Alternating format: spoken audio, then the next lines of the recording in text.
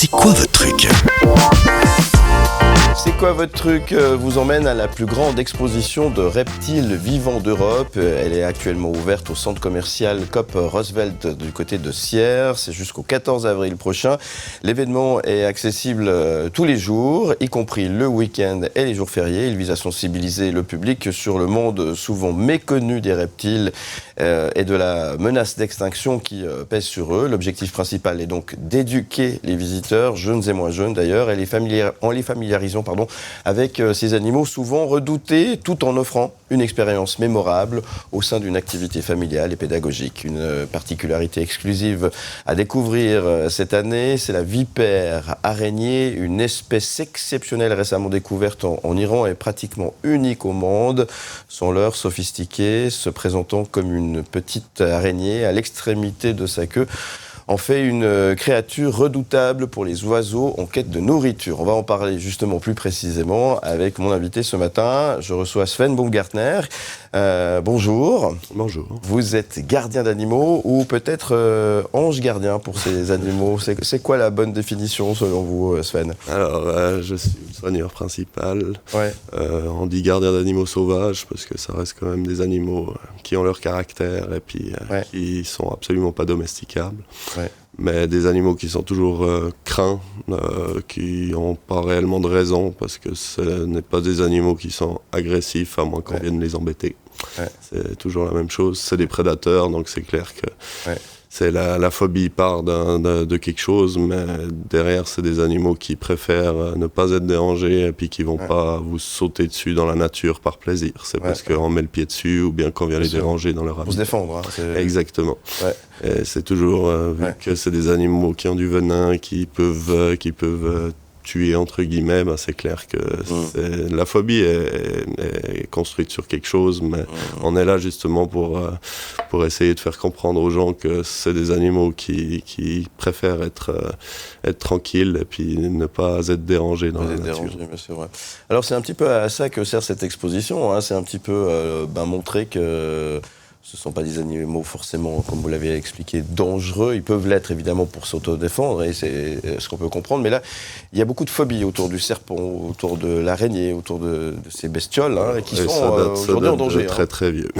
Déjà dans l'Égypte ancienne, c'était des animaux qui étaient mystifiés, qui étaient toujours associés au mal, aux démons, tout ça parce que c'est un animal qui clairement va pouvoir attaquer l'être humain, mais par exemple, un serpent venimeux, s'il attaque l'être humain, la plupart du temps, il ne va pas inoculer du venin, parce que le venin est seulement pour pouvoir se nourrir. Et puis, c'est quelque chose qui est très, très long à créer dans le corps du serpent, et il ne va pas l'utiliser par plaisir. Il va vraiment l'utiliser pour prédigérer sa proie, et puis pour se défendre au cas où sa vie est menacée.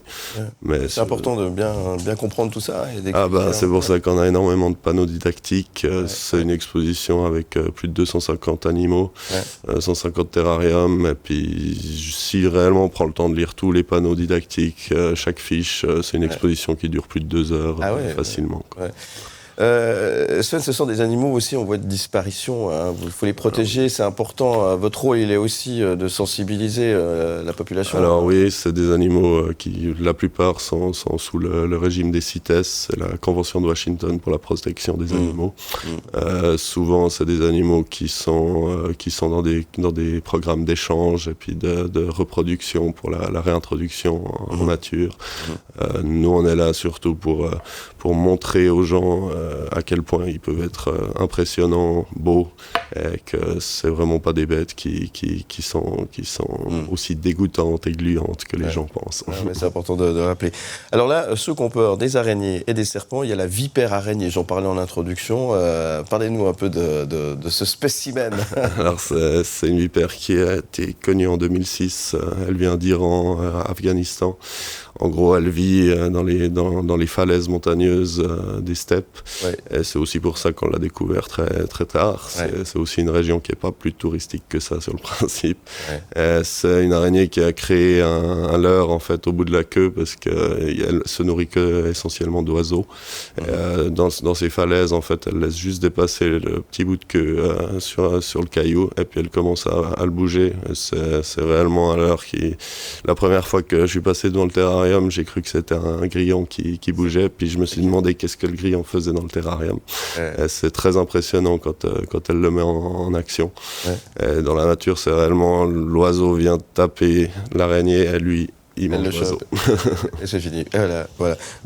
Alors c'est aussi, comme vous le disiez tout à l'heure, hein, c'est pour cette vipère le moyen de se protéger, de manger aussi, hein, de chasser, quoi, tout simplement. Et puis c'est des animaux qui vont pas se nourrir tous les jours. Par exemple, une vipère comme ça, dans la nature, elle va peut-être réussir à manger chaque 2 mois, chaque 3 mois. C'est des animaux, une fois qu'ils se sont nourris, après, ils restent au calme pendant la digestion, en tout cas bien 1 mois. Et une fois que le système se remet en marche, il se remet à la chasse. Alors le plus grand danger pour ces animaux, finalement, c'est l'homme. Hein. Exactement, comme la plupart des animaux sur cette terre. Et cette exposition permet d'aller se rendre compte de plein de choses, de découvrir justement peut-être des espèces qu'on ne connaît pas, puis se dire, dis donc, il faut peut-être qu'on fasse un peu plus attention, il faut arrêter de faire des conneries. On est là pour un peu éduquer les gens. Après, je prends toujours l'exemple en Suisse. Quand on trouvait des vipères, les paysans, sur le principe, il fallait donner un coup de pelle et puis couper la tête. Aujourd'hui, en fait, on comprend que sans ces animaux, ce seraient les nuisibles qui se reproduiraient beaucoup trop.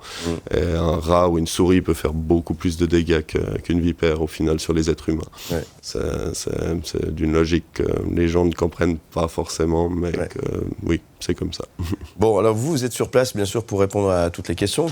Ça marche plutôt bien. Vous me le disiez, vous avez démarré mi-décembre, sauf erreur. Pendant les vacances. Et les gens sont très curieux, les gens viennent vous questionner. Vous êtes ouvert le week-end, les jours fériés, vous êtes là pour répondre à toutes oui, toutes on est 2 gardiens d'animaux en permanence pour répondre aux questions. Il y a beaucoup d'intérêt. Alors alors les enfants sont plus que fans de ce genre d'exposition. Souvent les mamans ont un peu plus de peine à rentrer à l'intérieur. Mais on a beaucoup de gens par jour, on a une dizaine de gens qui nous disent qu'ils sont phobiques et qui veulent un peu combattre leur peur. Et puis quand ils ressortent, ils ont un énorme sourire et puis ils nous remercient d'avoir un petit peu décrédibilisé cette peur qui est infondée au final. Vous êtes là aussi pour ça, pour aider à changer peut-être la manière de mentalité des gens. Oui, effectivement. Voilà.